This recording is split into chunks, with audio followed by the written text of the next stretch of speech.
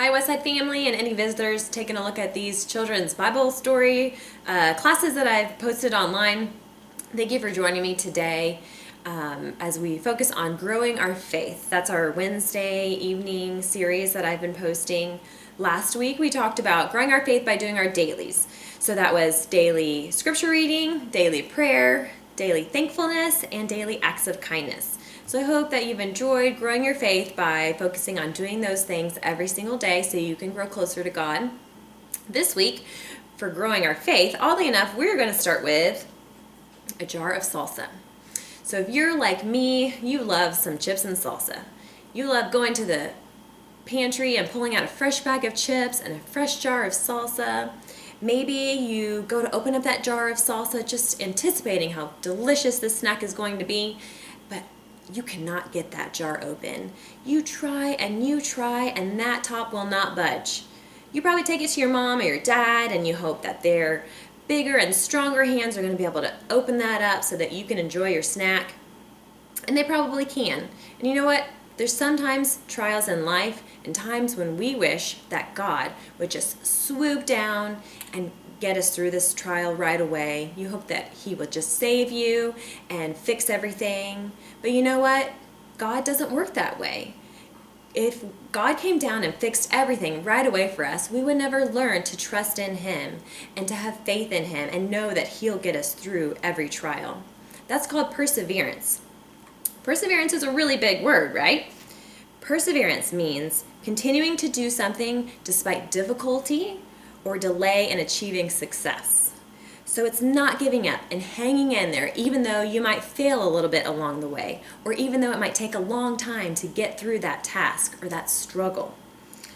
Maybe you've been in a situation like that where it seems like it takes forever to get through the job and that it takes a lot of hard work. Maybe you're feeling like that right now. Maybe you're frustrated that you're still having to be stuck in your house and that you can't see your friends or go to school. And you know what? There's some days that I feel like that too. But I'm really encouraged whenever I look at the story of Noah and his life and how he persevered. And he took on a very big task for God and had faith that God would get him through. Now, the story of Noah is something you've probably talked about and learned about many times, and you probably know a lot of facts about Noah and his life. But let's take a look at his life and focus on perseverance and how he had faith in God. So first, Noah. Noah was the only righteous man left on earth. That took a lot of perseverance, right? He continued to follow God even though no one else did. Then God comes to Noah and he tells him that God is going to send a flood, but that He is going to save Noah and his family.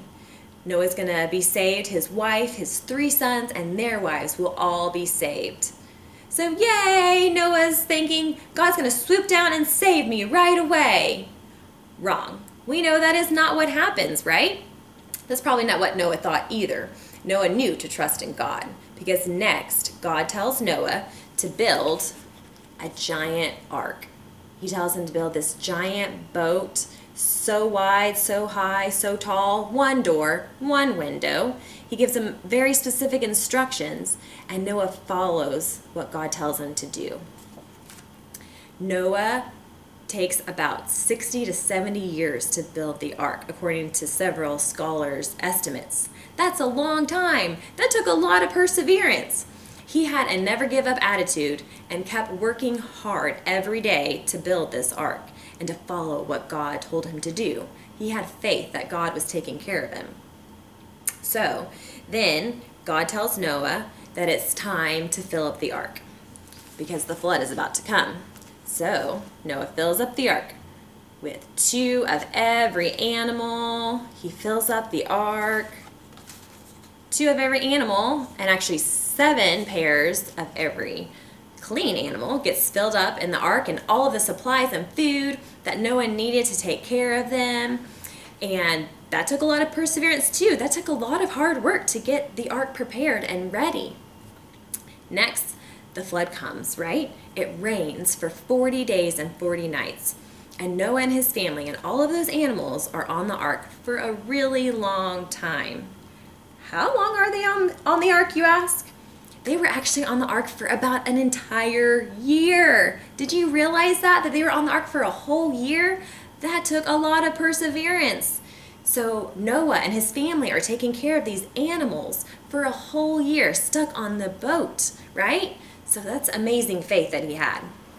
So finally, the waters have been dried up. There's dry ground, and Noah and all of the animals and Noah's family get to come out of the ark.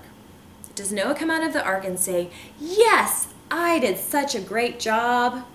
No, that's not what he does at all. The first thing that he does is he builds an altar, and he makes a burnt sacrifice to God, and he praises God, and he is thankful to God for taking care of him. Noah had great faith. He persevered through an enormous struggle, an enormous storm, an enormous long year of working hard, and he had faith that God was going to get him through it, and he trusted in God. You know, right now we're stuck in our homes, and we have air conditioning, we have clean clothes, we have food to eat. A lot of us have entertainment. We can watch TV and use our computers. So we're actually in a pretty good place, right? Noah was on an ark for an entire year, working hard, taking care of animals. You know, when he got on that ark, I don't know that he knew he would be there for an entire year. And right now, we don't know how long we're going to be stuck in our homes and not able to get out and hang out with our friends. But we can be like Noah. We can learn from him. We can trust in God. We can have faith that he will get us through this difficult time. And we can know that in the end, that our faith will be so developed that we will have learned so much about trusting in God, and that we're going to be in a better place once we get through this.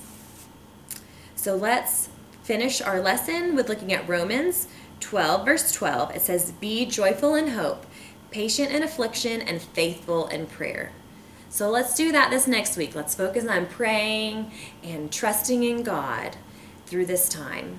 I want to challenge our older children to take a look at other characters in the Bible who showed great perseverance and faith. There's a lot that could probably come to mind, and discuss those with your family. And make sure to end your time together with a prayer and some praises to God. Thank you so much for joining me today, and have a great day.